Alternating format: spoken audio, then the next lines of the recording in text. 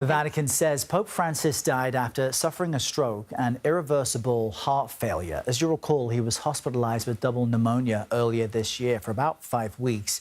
CBS News medical contributor Dr. Céline Gounder is here with me in Studio 57 to speak about this. She's the editor-at-large for public health at KFF. So, Dr. Gounder, good morning to you. Great to have you here in studio.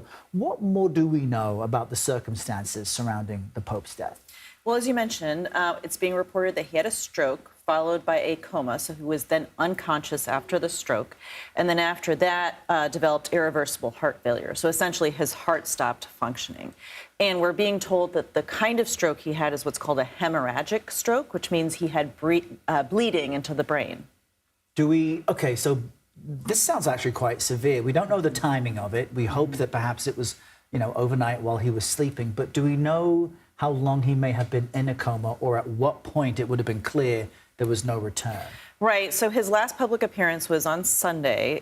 We're understanding that he deteriorated over the course of the evening, and then by 7:35 in the morning was declared dead. So we're talking about perhaps a matter of hours that he would have been in that coma. He was given guidance from his doctors to stay at home, not to go out, not to meet with people. And as we've been reporting, that's just his drive. He wanted to do that. Is there any connection, does it seem, based on the diagnosis of his death, between him being out, being so public this past weekend, and that hemorrhaging which led to the coma? It's really hard to say. He had a number of chronic medical conditions, as well as his most recent illness that would have predisposed to this. So he had high blood pressure and diabetes, both of which are risk factors for stroke. High blood pressure also weakens the blood vessels, which can increase the risk of the hemorrhagic stroke that he had, so the bleeding into the brain. And then he also had a complication during his hospitalization with the double pneumonia. He had low platelets, and platelets are cells in your body that help you clot.